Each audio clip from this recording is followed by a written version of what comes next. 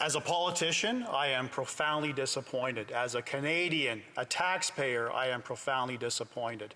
As a former prosecutor, it stinks. It involved criminality. It involves theft. It involves forgery. It involves fraud. When prosecuted, Madam Speaker, people will be going to prison. Whenever it gets too hot, gets too close to the real truth, they just shut down committees, they shut down debate, they prorogue Parliament. They have an arsenal of tools that prevent Canadians from seeing the light with respect to this rot in this particular government. Scandal after scandal after scandal, ethical breaches. This is the Prime Minister, the only Prime Minister in Canadian history, Madam Speaker, who's been found guilty not once but twice of ethical breaches. Not only himself, several ministers, several other members of the government. We have the We Charity scandal. We had the Aga Khan scandal. We had the SNC-Lavalin scandal. The list goes on and on and on. And then when it was discovered over a year ago that this app that was so essential to the government to keep Canadians safe was a complete joke. It was highly ineffective. It was not scientific. And to make matters worse, it cost the Canadian taxpayers $54 million.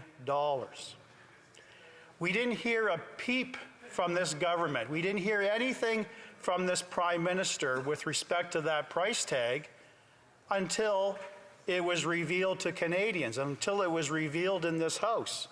And then what did we hear from the Prime Minister? The Prime Minister used this quote, "Well, I think that cost is highly illogical and it reflects inefficient practices." So he, in essence, conducted his own review.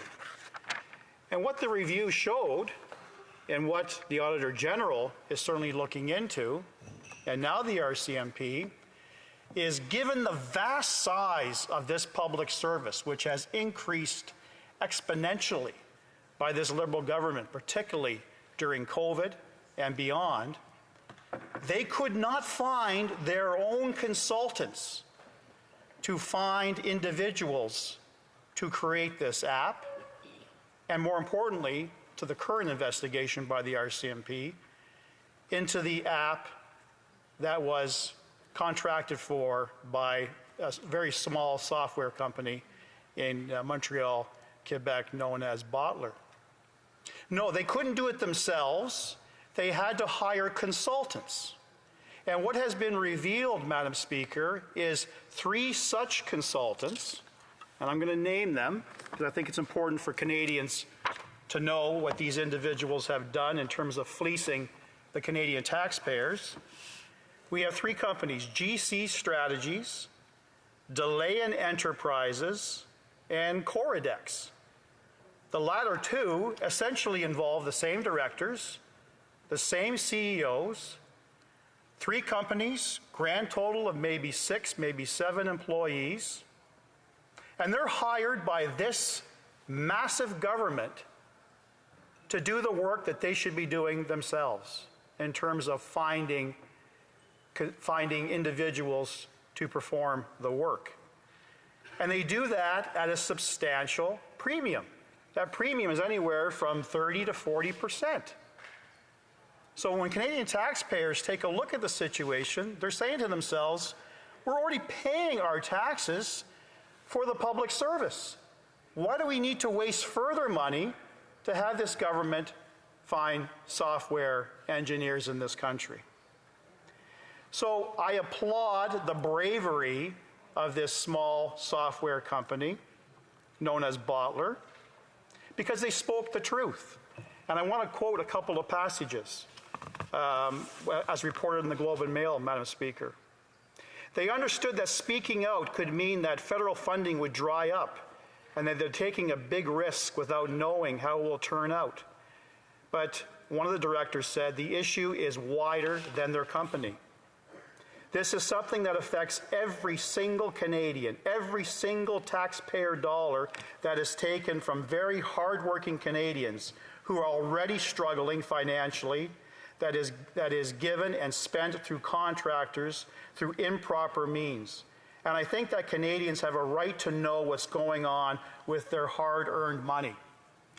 When I attended about a week and a half ago at committee during a constituency break week, it was revealed by the Auditor General, the same Auditor General that oversees all public spending and reports to this House.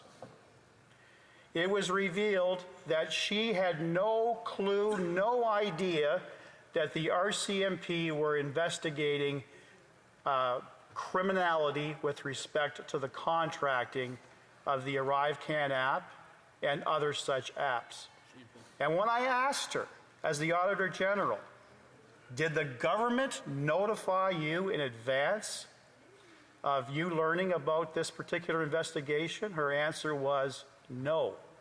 She was profoundly disappointed, her words, disappointed in the actions of this government in not notifying her of a very relevant, essential part of her investigation.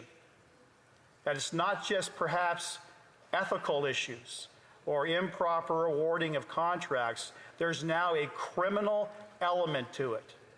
And when I brought to her attention, Madam Speaker, that according to Bottler, this wasn't just misconduct at the highest level of the senior bureaucracy in this government. It involved criminality. It involves theft. It involves forgery. It involves fraud. When prosecuted, Madam Speaker, people will be going to prison 2+ years for fraudulently fleecing the Canadian taxpayer. That's why not only is my colleague profoundly disappointed, I am sick over this. This is the government that is not accountable. This is the government that's not transparent.